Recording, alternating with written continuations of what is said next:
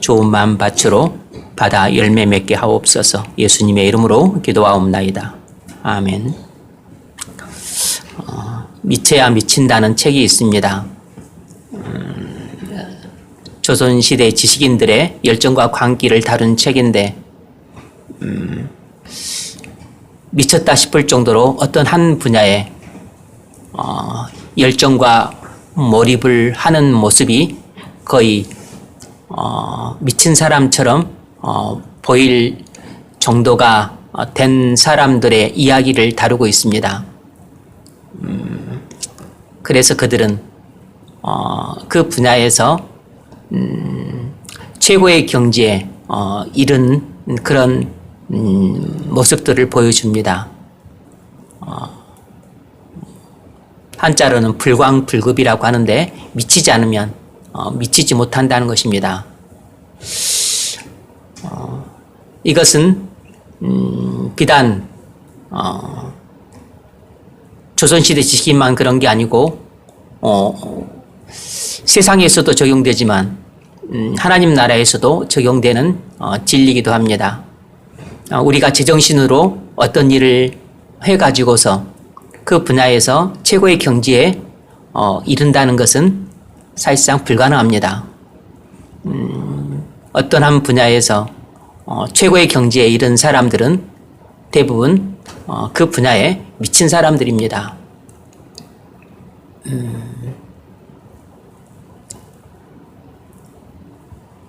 학문에 미쳐서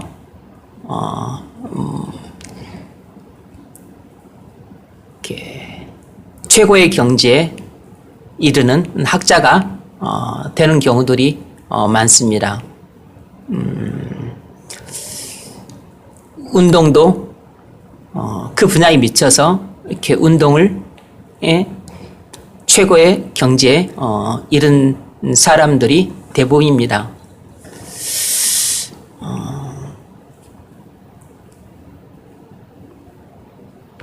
손흥민 선수도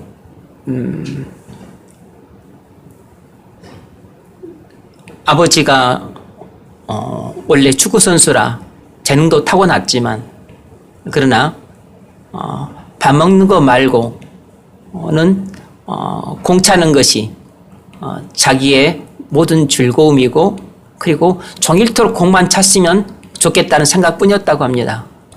그래서 그냥 종일토록 공배는 별 관심이 없고 공 차는 것에 미쳐서 살아왔을 뿐만 아니라 옛날에도 공 차는 게 좋았지만 지금도 공 차는 것이 가장 좋고 행복하다고 말할 정도로 공 차는 것에 미친 사람입니다. 스티브 잡스는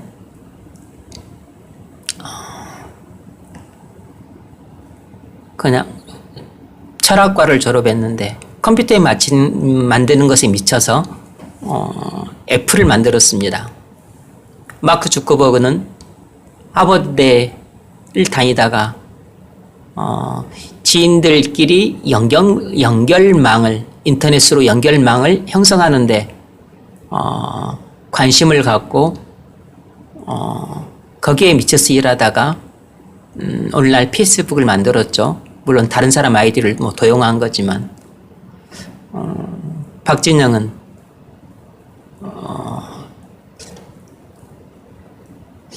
춤에 미쳐서 김건모 백댄스까지 하다가 오늘날 JYP라고 하는 엔터테인먼트 회사까지 차렸습니다.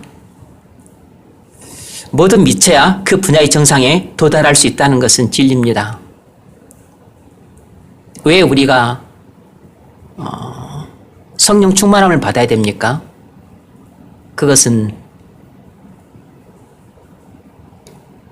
기독교 신앙의 최고의 경지에 이르려면 성령 충만함을 받아야 되기 때문입니다. 세술에 취하지 않으면 기독교 신앙에 있어서 최고의 경지에 이룰 수가 없습니다. 성령에 취해야 제정신이 아닌 상태가 되고 그래야 예수를 제대로 믿고 신앙생활을 제대로 할 수 있습니다. 제정신으로는 예수를 제대로 믿을 수가 없고 신앙생활을 제대로 할 수 없어요. 제정신으로는 목회를 제대로 할 수 없습니다. 제정신으로는 설교를 제대로 할 수 없어요. 제정신으로는 기도도 제대로 할 수 없습니다. 미쳐야 기도도 제대로 나오고 미쳐야 설교도 제대로 나오고 미쳐야 예수도 제대로 믿고 신앙생활도 제대로 하고 목회도 제대로 하는 것입니다.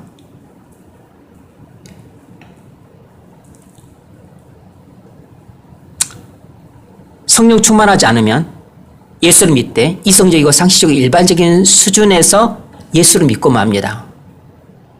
그러면 평생 신앙생활을 해도 기독교 신앙의 준수가 되는 영광스러운 신비를 결코 맛보지 못합니다. 사실 기독교 신앙은 처음 믿을 때부터 시작해서 신앙생활하는 과정 내내뿐만 아니라 천국에 들어갈 때까지 본질적인 측면에서 보자면 단 한순간도 이성과 상식과 일반적인 수준에 머무는 신앙이란 존재하지 않아요. 여러분 생각해 보십시오. 하나님이 창조주로서 만물과 인간을 만드시고 자기가 하나님 앞에 죄인이라는 것을 어떻게 이성적으로 믿을 수 있습니까? 또 예수님이 하나님의 아들로서 사람이 되셔서 우리의 죄를 십자가에서 지시고 대속해 주셨다는 사실을 그것을 상식적으로 받아들일 수 있습니까? 이런 내용은 사람들이 일반적으로 믿을 수 없는 내용들이에요. 왜냐하면 이것은 과학적이지 않고 그리고 논리적이지 않기 때문입니다. 우리가 예수 그리스도를 믿으면 그리스도와 연합되어 친교를 나눕니다. 우리가 그리스도를 믿는 즉시 그리스도와 한 몸을 이룬다는 것이 이성적으로 이해가 됩니까? 우리가 그리스도와 연합된 상태에서 날마다 친밀한 교제를 나누고 그와 동행하고 그리고 그와 대화를 나눈다는 것을 일반 사람들이 들으면 얼마나 이상하게 듣겠습니까? 도저히 일반 이성을 가진 사람들은 이해할 수 없는 일들입니다. 우리가 날마다 주님의 인도를 따라 살아갈 때 주님이 보여주신다고 말하면 일반 사람들은 비웃기 쉽습니다.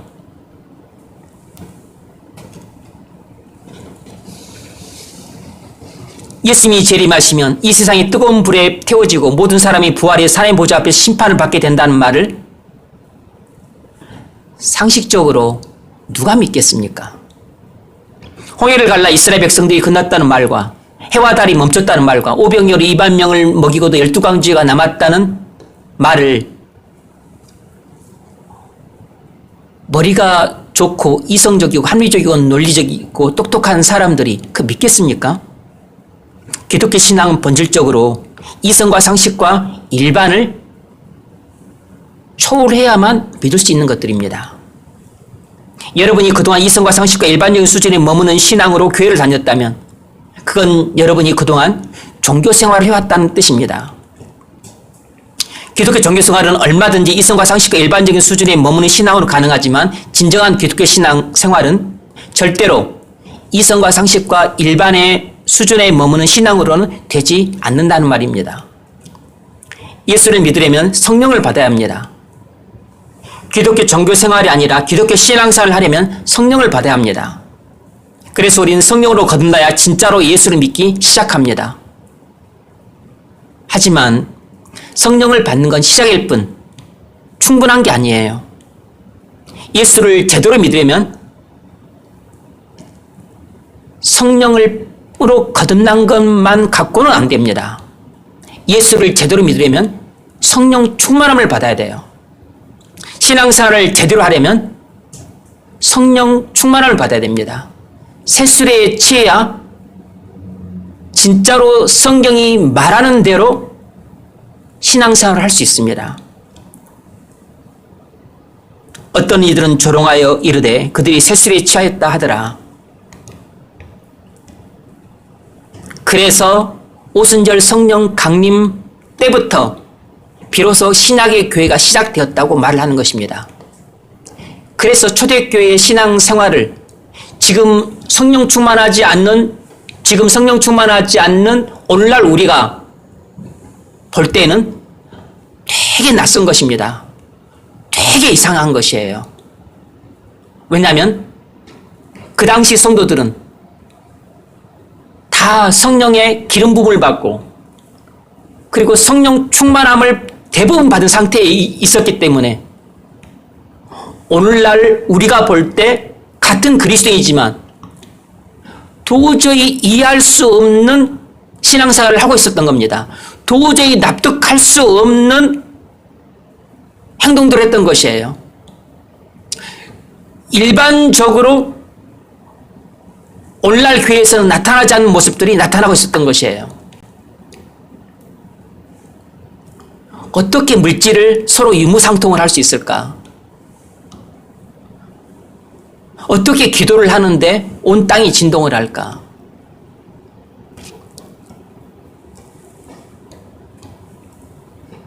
어떻게 독사에 물렸는데 죽질 않을까? 어떻게 졸다가 떨어져서 죽었는데 다시 기도를 하니까 살아날까? 어떻게 기도를 하는데 귀신이 쫓겨나갈까?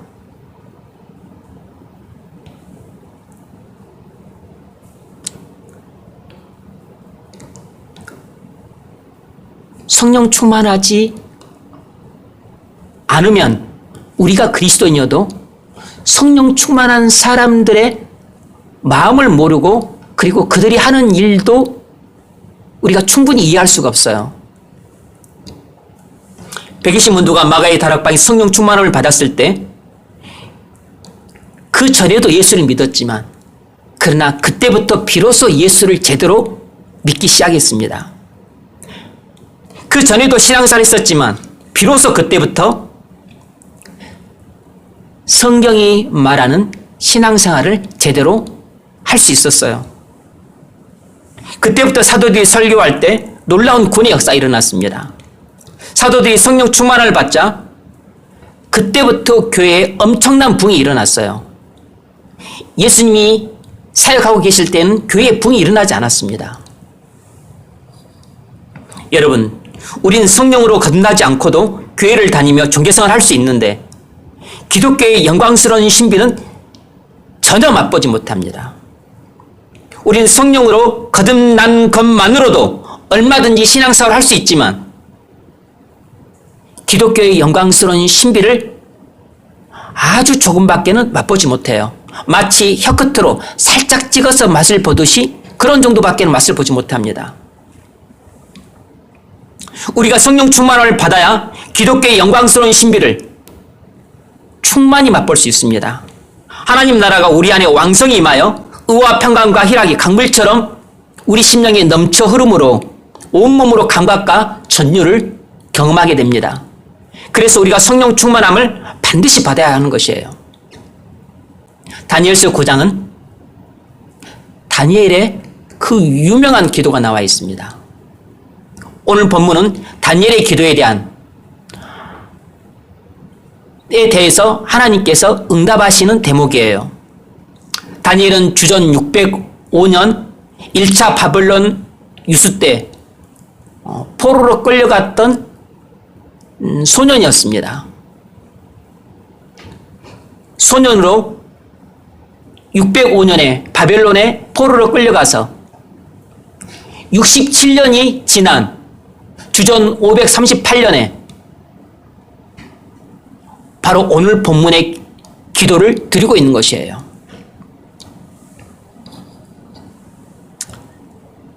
어느덧 포로로 끌려온 지 67년이 지나 80대의 나이로 국무총리직을 수행 중이었습니다.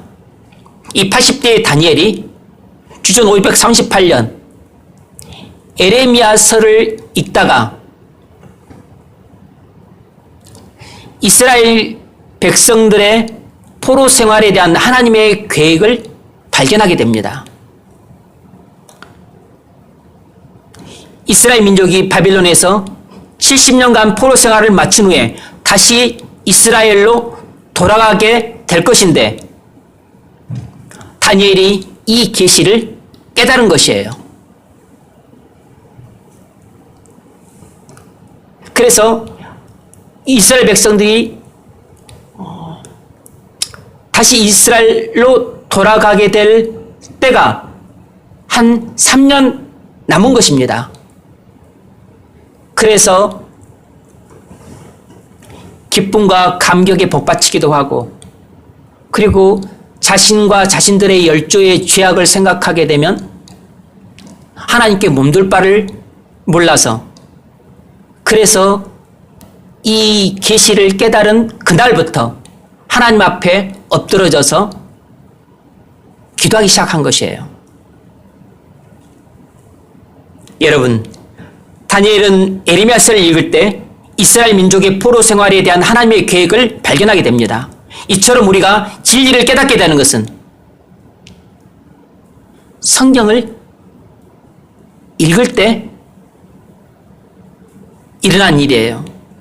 그래서 변화의 시작은 항상 진리를 깨닫는 것에서부터 시작하는 것입니다. 그러므로 여러분이 변화를 원한다면 성경을 읽으십시오. 진지하게 읽으십시오. 많이 읽으세요. 자주 읽으십시오. 때가 되면 진리를 깨닫는 순간이 올 것입니다. 그때 여러분의 심령이 변화될 것이고 여러분의 삶이 변화될 것입니다. 그래서 다니엘은 그때부터 이스라엘 민족의 포로 귀환과 회복을 위해 기도하기 시작합니다. 그 기도의 주된 내용은 전부 죄를 고백하고 회개하는 내용이었습니다. 다니엘은 이스라엘 민족이 죄를 고백하고 죄 용서를 눈물로 간구했어요. 여러분, 다니엘은 하나님의 계시를 깨닫고서 곧바로 기도하기 시작했습니다. 이처럼 우리가 진리를 깨닫게 되면 곧바로 기도하기 시작합니다. 누가 가르쳐주지 않아도 우리가 진리를 깨닫게 되면 우리는 곧바로 기도하기 시작해요. 전혀 기도하지 않던 사람도 진리를 깨닫게 되면 기도합니다. 그동안 여러분이 기도하지 않았다면 그건 여러분이 기도하기 싫어서 안 한 것도 있지만 무엇보다도 여러분이 말씀을 들었어도 진리를 제대로 깨달은 적이 한 번도 없었기 때문입니다.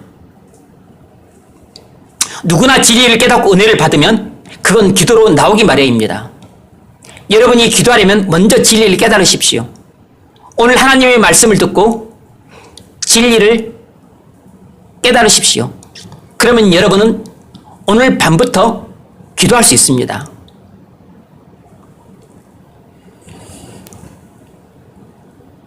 다니엘의 회개 기도 내용은 오늘 본문 앞에 3절부터 19절까지 나와 있습니다. 오늘 본문은 다니엘의 회개 기도에 대해서 하나님께서 놀랍게 응답해 주시는 대목이에요. 오늘 본문 20절로 23절 같이 한번 읽습니다. 시작.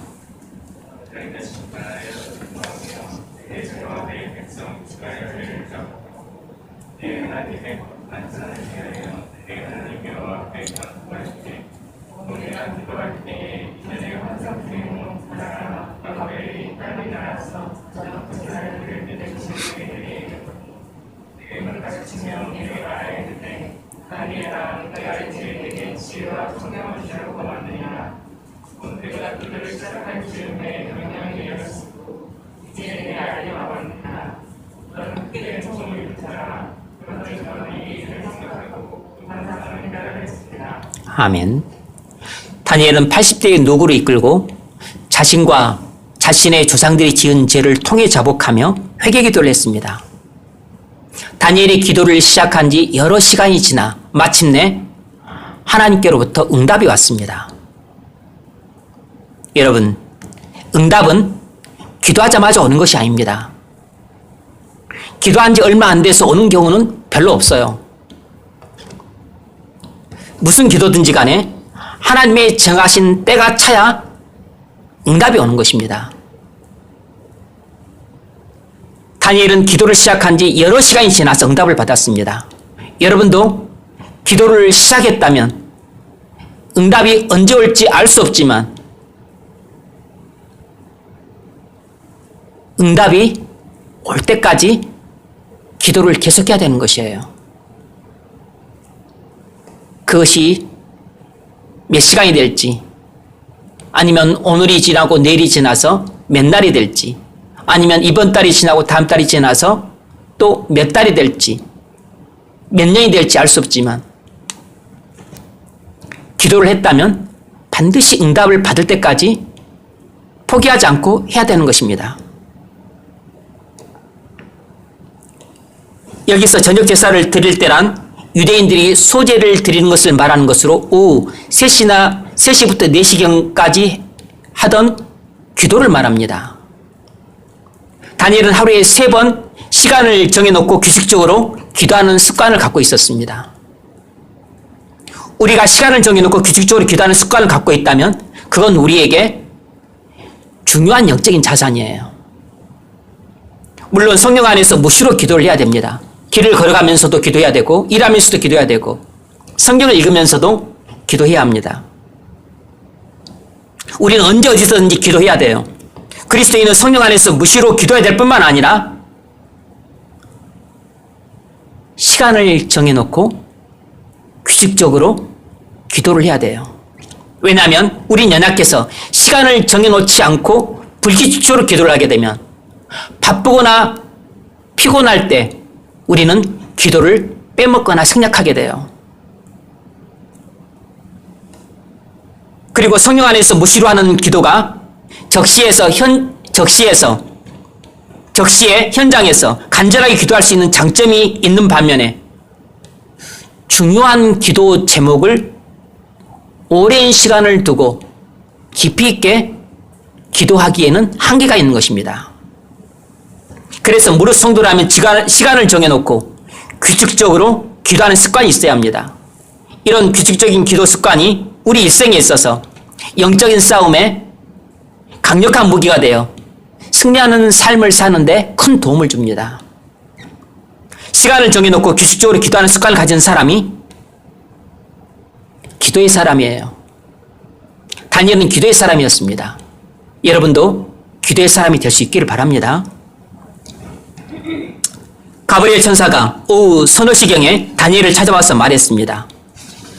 내가 내 죄와 내 백성 이스라엘 죄를 자복할 때 가브리엘이 내게 말하여 이르되 다니엘아 내가 이제 내게 죄와 총명을 주려고 왔느니라. 여기서 죄와 총명이란 영적인 통찰력을 말합니다. 다시 말해서 성령 충만함을 주려고 왔다는 것입니다. 하나님께서 진리를 깨닫고 회개기도를 했던 다니엘에게 성령 충만함을 회개 기도에 대한 응답으로 주신 것입니다. 곧 내가 기도를 시작할 즈음에 명령이 내렸으므로 하나님의 명령이죠. 이제 내게 알리러 왔느니라. 너는 크게 은총을 입은 자라. 크게 은총을 입은 자란 너는 하나님께서 너를 말할 수 없이 무척 사랑한다라는 것입니다. 그런즉 너는 이 일을 생각하고 그 환상을 깨달을지니라. 하나님은 다니엘을 몹시 사랑하셔서 성령 충만함을 주심으로 환상을 깨닫기까지 하셨습니다. 다니엘이 70일의 환상을 봤는데 그것은 그리스도를 통해서 하나님 나라가 장차 완성될 것이라는 메시지였어요. 다니엘은 자신과 이스라엘 죄를 통해 자복하는 회개기도를 통해서 성령 충만함을 받았습니다. 이렇게 통해 자복하며 회개기도를 하는 다니엘을 하나님은 크게 사랑하셔서 응답해 주셨어요. 뿐만 아니라 구하지도 않았던 성령 충만함을 주셨을 뿐만 아니라 게다가 환상까지 보여주셔서 하나님 나라의 비밀을 계시해 주셨습니다. 여러분, 우리는 반드시 성령 충만을 받아야 합니다. 성령으로 걷는 것만으로 안 됩니다. 술 취하지 말라. 이는 방탕한 것이니 오직 성령으로 충만함을 받으라. 어떻게 받죠? 기도를 통해서 받을 수 있다고 말씀드렸습니다. 그러나 기도 가운데서도 여기서 말하는 기도는 강구 쪽에 강조점이 있었죠. 지난 시간 말씀드릴 때는. 그런데 강구뿐만 아니라 또 하나 성령 충만을 받을 수 있는 좋은 루트가 있는데 그건 바로 기도 가운데서도 특별히 회개기도를 통해서 받을 수 있습니다. 이건 단순히 회개기도만이 아니고 참된 회개에 이르는 진짜 회개기도를 말하는 것이에요. 다니엘은 회개기도를 통해서 정말 참된 회개를 했고 그리고 성령 충만을 받았습니다. 이처럼 믿음의 성도들은 참된 회개에 이르는 진짜 회개기도를 통해서 성령 충만을 받았어요. 에스라서 9장을 보면 이스라엘 백성들이 이방 여인들과 자폰하는 죄를 범하자 학사 에스라가 울면서 통해 자복하는 회개기도를 합니다. 에스라서 9장 5절 6절 저녁 제사를 드릴 때 여기서 저녁 제사를 드린다는 말이 나오죠. 오후 서너 시경에 드리는 소제를 말합니다.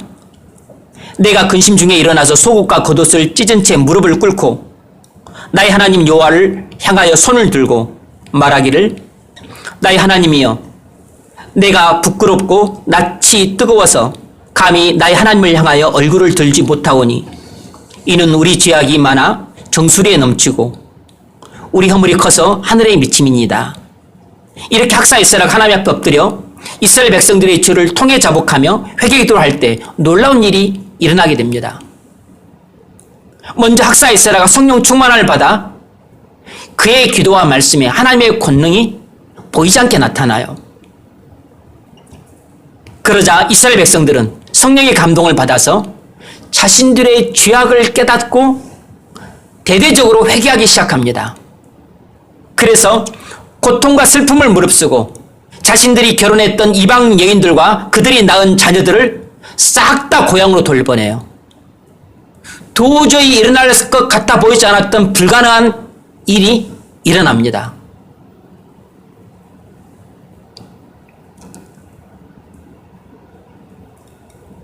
여러분, 학사 에스라도 하나님 앞에 엎드려 통해 자복하는 회개기도를 통해서 성령 충만을 받았습니다.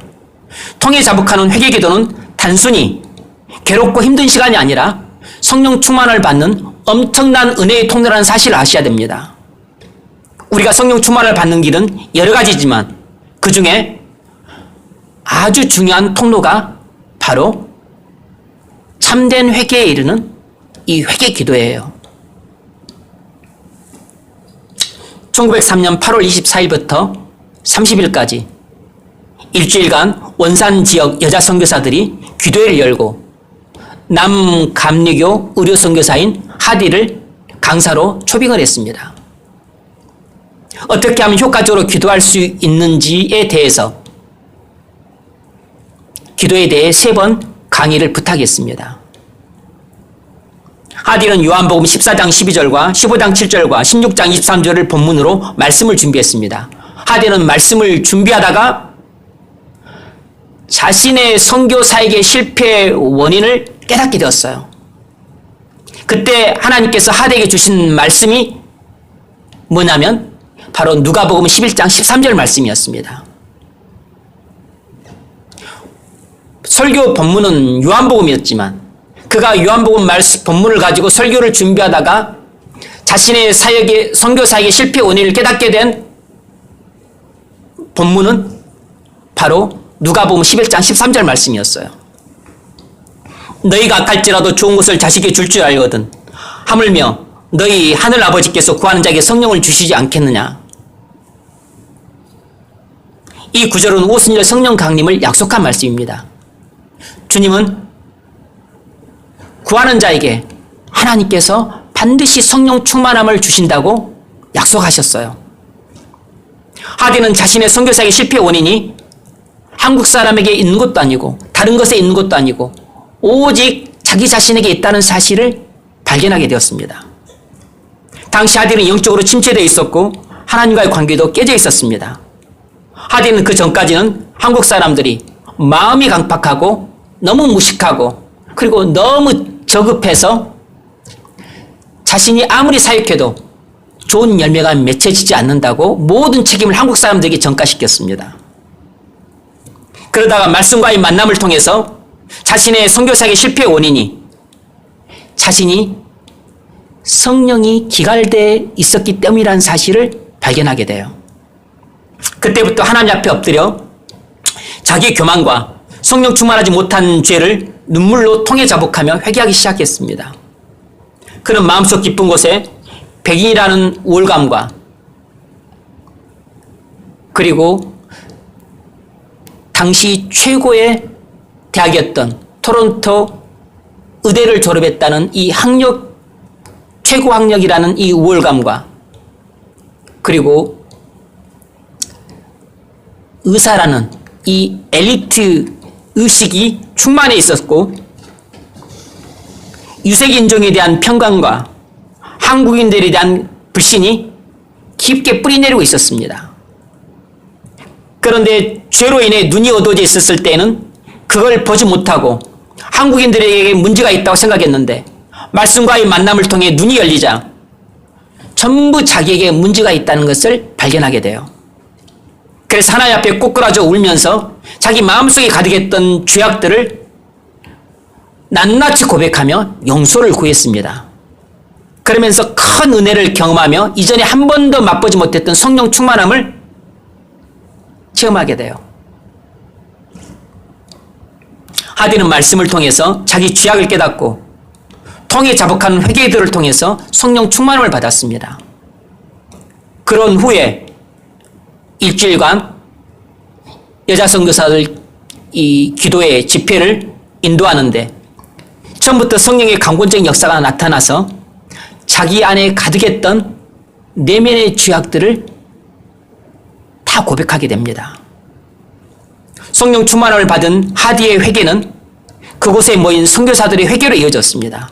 그의 고백을 들은 선교사들도 자기들도 마음속에 똑같은 생각을 하고 있었다고 말하면서 회개 역사가 나타나기 시작했습니다. 하디는 보고서에 이렇게 기록했어요. 성령이 내게 오셨을 때 성령의 첫 번째 요구는 선교사 생활을 거의 함께 보냈던 동료 선교사들 앞에서 나의 실패와 그 원인을 시인하게 하는 것이었다. 그건 고통스럽고 굴욕적인 경험이었다. 그 다음 주일 예배 때 원산 감리교회 교인들 앞에서 하디는 자신의 선교사역의 실패의 원인이 자신의 교만과 성령 충만하지 못함에 있다는 걸 고백했습니다. 자기 마음속에 가득했던 은밀한 죄악들을 성령의 강권적인 은혜를 따라 고백을 했어요.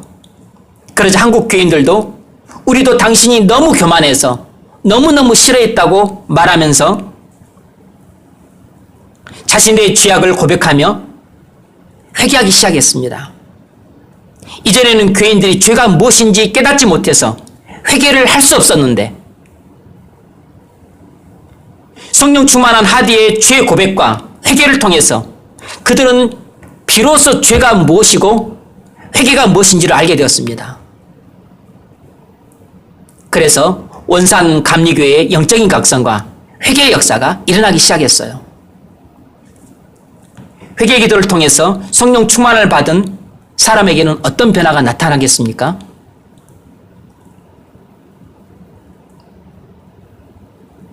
인격의 변화와 삶의 변화가 나타납니다.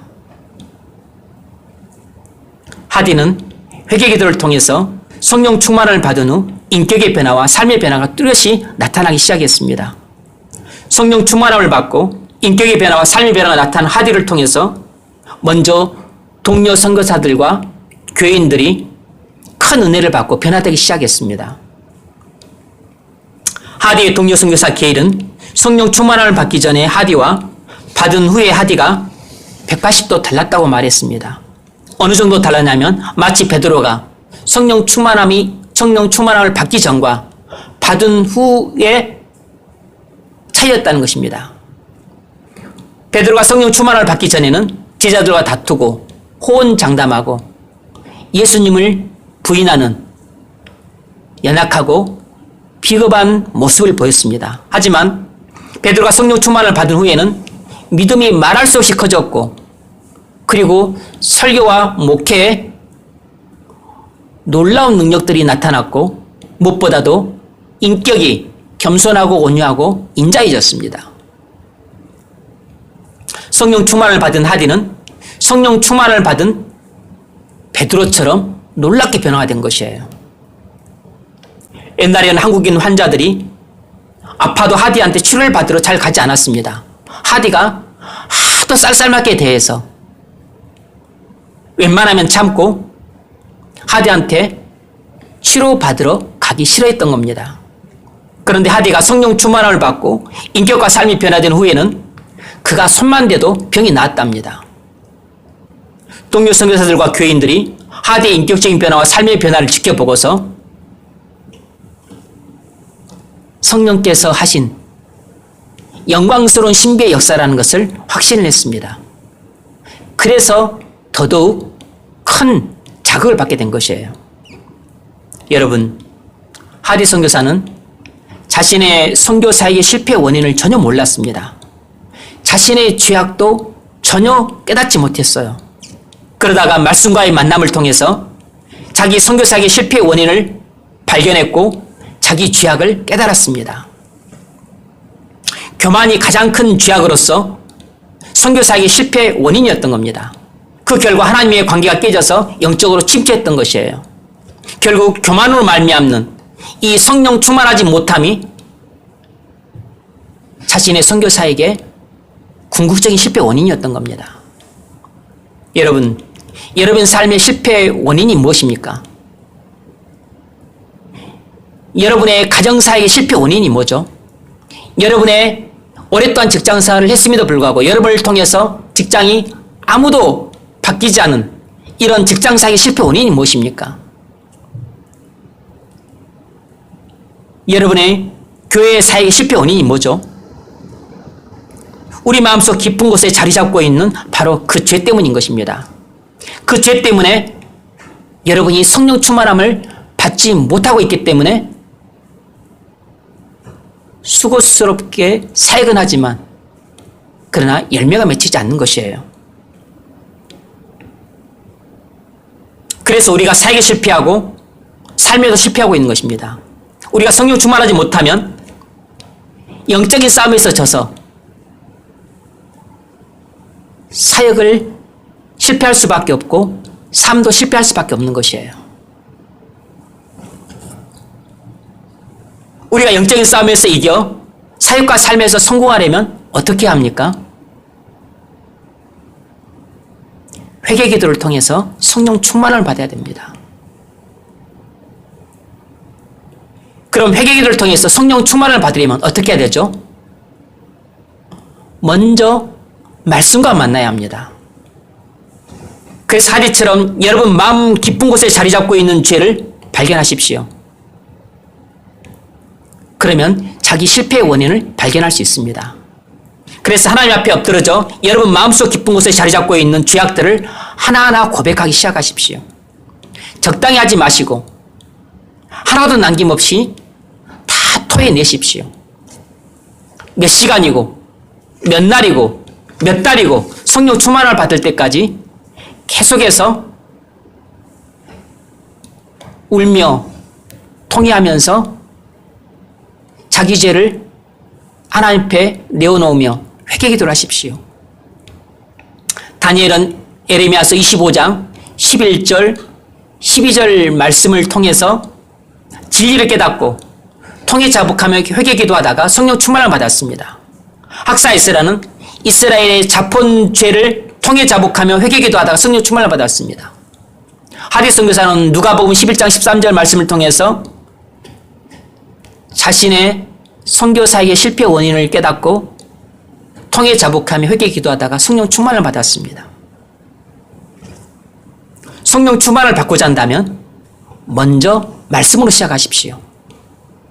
우리가 영적인 싸움에서 패배한 원인과 사역과 삶에서 실패한 원인이 무엇인지 깨달아야 합니다. 그래야 하나님 앞에 꼬꾸라질 수 있고 우리의 가슴을 찢고 눈물을 흘리며 애통하는 가운데 우리의 죄를 낱낱이 고백할 수 있습니다. 그래서 성령의 강군적인 역사가 있어야 이렇게 통회자복하는 회개 기도를 할 수 있어요. 통회자복하는 회개 기도는 나의 힘과 의지로 되는 게 아닙니다. 우리 인격이 변하고 삶이 변해서 누구라도 우리가 성령 충만을 받아 변화되었다는 것을 알게 될 때 비로소 우리는 사역에 성공할 수 있고 삶에도 성공할 수 있습니다. 여러분,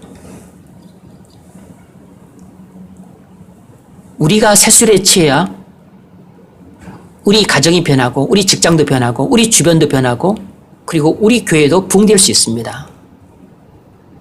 성령 충만해야 예수를 제대로 믿을 수 있고 신앙생활을 제대로 할 수 있고 목회도 제대로 할 수 있어요. 성령 충만하지 않으면 신앙생활도 목회도 다 이성적이고 상식적이고 일반적인 수준에서 하게 됩니다. 그러면 우리는 사역에 실패하게 되고 삶에도 실패하게 돼요.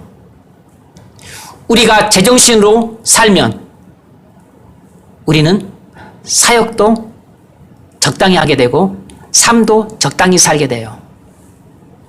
가정생활도 적당히 하게 되고 직장생활도 적당히 하게 되고 그리고 신앙생활도 적당히 하고 그리고 교회생활도 적당히 합니다. 모든 것을 이성과 상식과 일반적인 수준에서 다 감당을 해요. 그렇게 믿는 예수를 만날 수가 없는 것입니다. 그렇게 하는 신앙생활로는 기독교 신앙의 진수가 되는 그 영광스러운 신비를 맛볼 수가 없어요.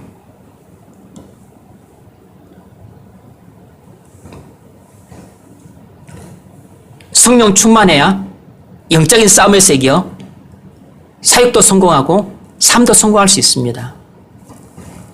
그러므로 우리 교회가 1차적으로 추진할 것은 불신자들을 전도해서 교회로 데려오는 것이 아니라 먼저 예수 믿는 우리가 성령 충만함을 받는 것입니다. 우리가 회개기도를 통해서 성령 충만을 받는 것이 우리 교회에서 가장 시급한 일이에요.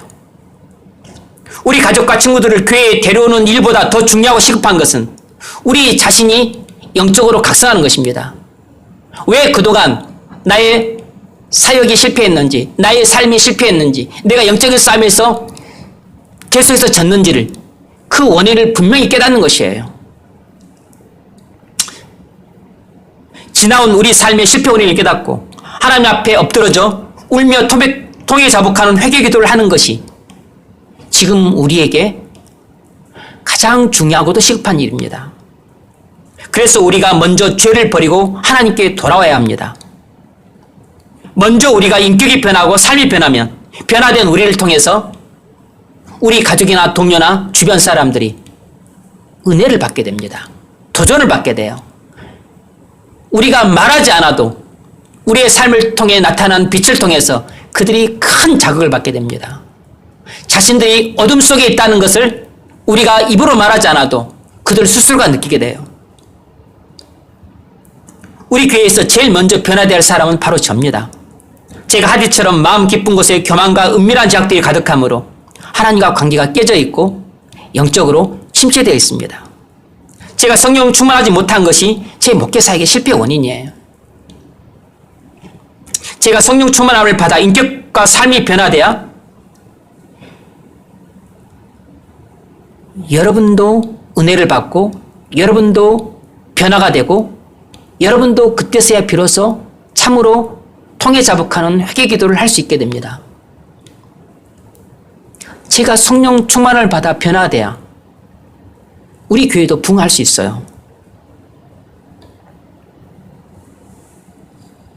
그러므로 맨 먼저 하나님 앞에 엎드러져 울며 자기 죄를 통해 자복하면서 회개의 기도를 해야 될 사람은 여러분이 아니라 바로 접니다. 제가 성령 충만을 받아 말씀 사역과 목회 사역에 성령께서 권능으로 역사하시면 침체되어 있는 우리 교회도 부흥이 일어날 수 있습니다.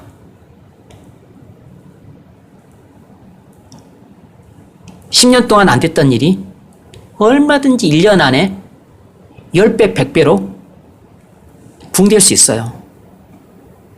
하디의 사역으로 1904년 한 해에만 1만 명이 회심하는 기적 같은 역사가 일어났습니다. 하디는 한국에 와서 오랜 기간 동안 사역을 했지만 열매를 전혀 못 맺었습니다. 그런데 1903년에 누가복음 11장 13절 말씀을 통해 자신의 선교사역의 실패 원인을 깨닫고 자기 마음속에 성령이 충만한 게 아니라 은밀한 죄악들이 충만함을 깨닫고 하나님 앞에 꼬꾸라져서 울며 통해 자복하는 회개 기도를 통해서 성령 충만함을 받았습니다. 그때부터 하디의 설교사역과 목회사역에 큰 변화가 나타납니다. 그래서 오랜 기간 동안 사역의 열매를 맺지 못했던 그가 불과 1년 사이에 1만 명이 넘는 사람들이 회심하는 기적 같은 역사가 일어나요. 사역이 먼저 깊이가 있으면 그 다음에 넓이는 자연히 따라옵니다. 기존 신자들이 먼저 은혜를 받아야 새로운 사람들을 전도할 수 있습니다. 물론 교회는 계속 전도해야 돼요. 목사님 말 내가 먼저 은혜를 받아야 된다고 했으니까 그럼 전도는 잠시 중단, 그 이야기가 아닙니다. 전도는 계속해야 돼요. 그러나 전도보다 우선돼야 될 것은 기존 신자들이 성령 충만을 받는 것입니다. 우리가 성령 충만하면 전도는 자연히 따라오기 마련입니다. 우리가 말을 통해서 교회 가자고 해서 그렇게 전도도 되지만 우리가 회개 기도를 통해서 정말 참된 회개에 이르게 되고 그리고 성령 충만함을 받게 되면 그래서 우리의 인격이 변하고 삶이 변한 것을 우리 주변 사람들이 알게 되면 그들이 은혜를 받고 그들이 자극을 받아서 교회에 가고 싶다고 먼저 말을 하게 되는 예전에 없던 일들이 일어나게 돼요.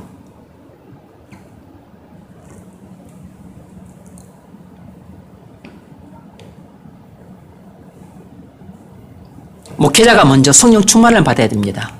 그래야 목회자가 교인들에게 성령이 흘러 들어갈 수 있는 통로 역할을 할 수 있는 것이에요. 그래서 항상 교회의 부흥은 목회자가 성령 충만함을 받고 나서 이루어지는 것입니다.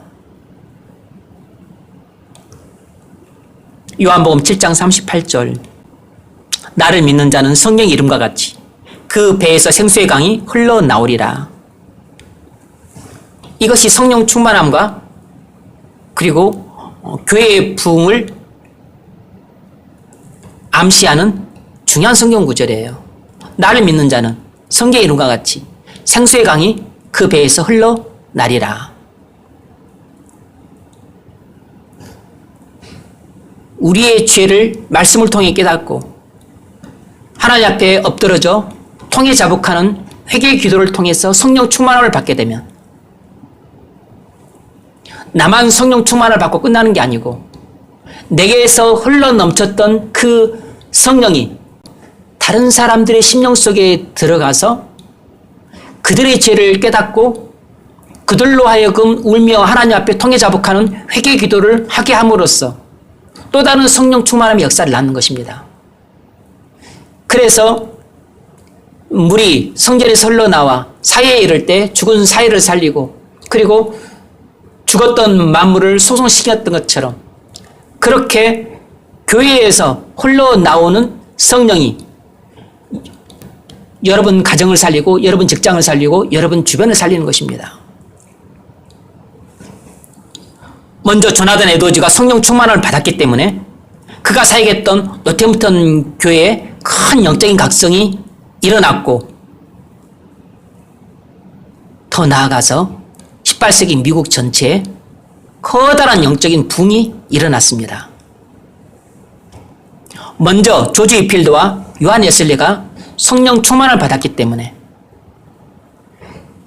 그들이 집회에서 설교하게 되면 수많은 사람들이 회심하는 역사가 일어났고, 더 나아가서 18세기 영국 전체에 큰 부흥이 일어났어요. 이반 로버츠가 먼저 성령 충만을 받았기 때문에 웨일즈에 부흥이 일어난 겁니다.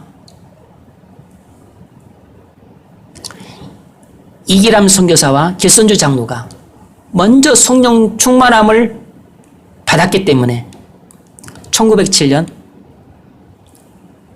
평양에 부흥이 폭발적으로 일어난 것이에요.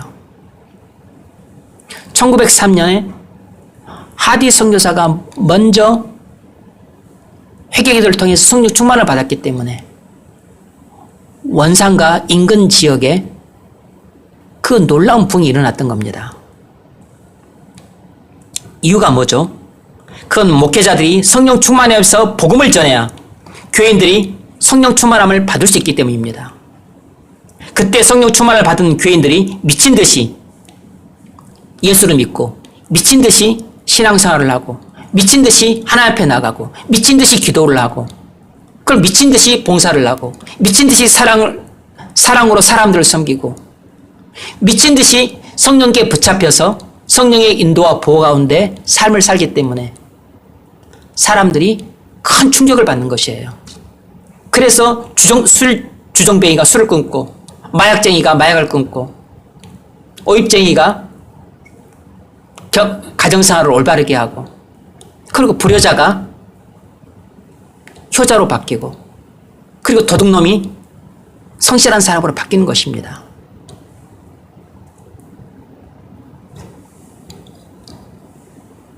그래서 이렇게 하나님의 은혜를 받고 심령이 변화되고 성령 충만을 받은 사람들은 성령의 강권적인 역사를 따라서 그래서 미친 듯이 전도를 하는 것이에요. 성령에 사로잡히게 되면 본인도 미친 듯이 전도를 하게 되지만 그 전도하는 대상들도 다 성령의 포로가 되기 때문에 다 납포되어서 끌려오는 것처럼 다 끌려오는 것입니다. 말씀을 맺겠습니다. 여러분, 말씀과 만나십시오. 그래서 여러분의 실패 원인을 발견하십시오. 그래서 하나님 앞에 엎드러져 울며 통에 자복하는 회개 기도를 하십시오. 회개 기도를 하는 신용만 하라는 게 아니고 정말로 말씀과 성령의 역사로 말미암는 참된 회개 기도를 통해서 반드시 우리가 참된 회개에 이르러야 됩니다. 참된 회개란 나의 죄를 버리고 하나님께 온전히 돌아오는 것이에요. 그래서 성령 충만을 받으십시오. 그러면 인격과 삶이 변화될 것입니다. 그러면 여러분을 통해 성령이 여러분 사랑하는 사람들에게 흘려 들어갑니다. 그들이 은혜를 받고 자극을 받아서 주님께 나오게 될 것입니다. 우리 가족과 직장과 친구들이 돌아올 것이에요. 오늘날 우리가 사는 시대는 너무 어둡고 너무 칙칙하고 그리고 너무 소망이 없습니다. 코로나는 우리를 한없이 고통스럽고 침울하게 만듭니다. 교회는 유례없는 어려움에 봉착했습니다. 우리 교회는 이전까지 해야 돼요. 사면 초과 상태입니다. 이런 때 뭘 해야 될까요? 신앙생활을 포기할까요? 교회를 떠날까요? 그러면 아니 그냥 적당히 예수를 믿고 말까요? 마음도 괴롭고 울적한데 그냥 세상에 즐거움과 향락에 빠져서 이 시름을 잊으며 살까요? 아닙니다. 이 백작간두 같은 위기 상황이 하나님이 믿음을 통해서 역사하기에 딱 좋은 때예요. 술에 찌들고 영화에 찌들고 돈에 찌들고 놀러갈 찌들고 먹는 것에 찌들고 그렇게 하면서 시름을 잊을 때가 아니고 나를 봐도 이기고 가정도 이기고 직장도 이기고 사회도 이기고 교회도 이기고 고통과 슬픔과 불안이 모든 곳에 다 가득해 있는 어딜 봐도 소망이 없고 해가 바뀌는데도 불구하고 소망이 안 보이는 때입니다. 올해가 지나고 내년이 돼도 특별히 달라지지 않을 것 같다는 그런 불길한 뉴스들로 가득해요. 그런데 말입니다. 사면초가 같은 이런 위기 상황에 몰렸을 때, 그래서 사람 힘으로는 도저히 문제를 해결할 수 없고, 우리 노력으로는 환경을 바꿀 수가 없고, 우리가 어찌할 바를 알지 못할 쩔쩔맬 때, 바로 이때 하늘에서 구원의 밧줄이 내려오는 놀라운 구원을 경험하기에 딱 좋은 때예요. 그래서 이 위기의 때가 은혜 받기에 딱 좋은 때고, 이 위기의 때가 우리의 죄를 통해 자복하면서 회개기도를 통해 성령 충만함을 받기에 그 어느 때보다 가장 좋은 때인 겁니다. 바로 이런 때 하나님은 믿음의 사람을 찾습니다. 전망밖에 보이지 않는 상황 속에서도 오직 주님께 모든 소망을 두는 이런 믿음의 사람을 찾고 계세요. 이런 믿음의 사람이 바로 말씀 앞으로 가는 것입니다. 이런 믿음의 사람이 바로 은혜 보좌 앞으로 가는 것이에요. 그래서 모든 신실했던 믿음의 성도들은 이 죄악에 관영한 세상과 이 죄악에 넘치는 이 시대에 우리가 기도할 때 뭘 하겠어요? 먼저 우리의 죄와 그리고 우리 공동체의 죄와 그리고 우리 나라와 민족과 사회의 모든 죄를 다 품고서 하나님 앞에 갖고 나와 다니엘처럼 회개기도하는 것입니다. 학사 이스라처럼 회개기도하는 것이에요.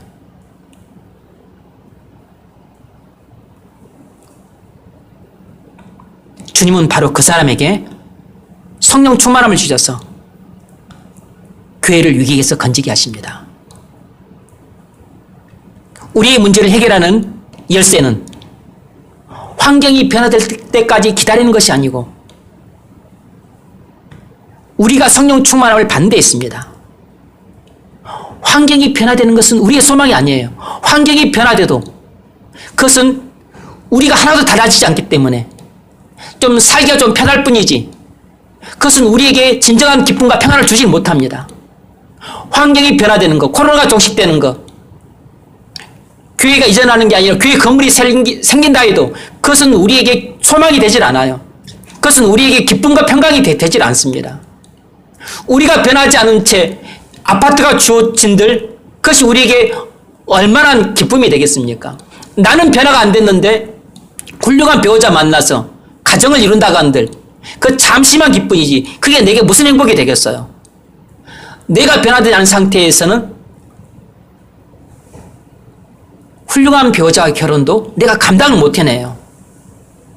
내가 변화되지 않은 상태에서는 많은 돈이 한순간에 거저 주어져도 그것이 내게 넘어지게 하는 걸림돌이 될 뿐입니다.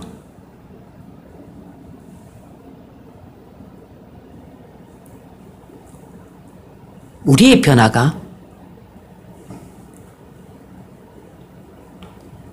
이 모든 상황 속에서 가장 시급한 일이에요. 여러분, 회개 기도를 통해서 성령 충만을 받을 수 있습니다. 우린 반드시 성령 충만을 받아야 돼요.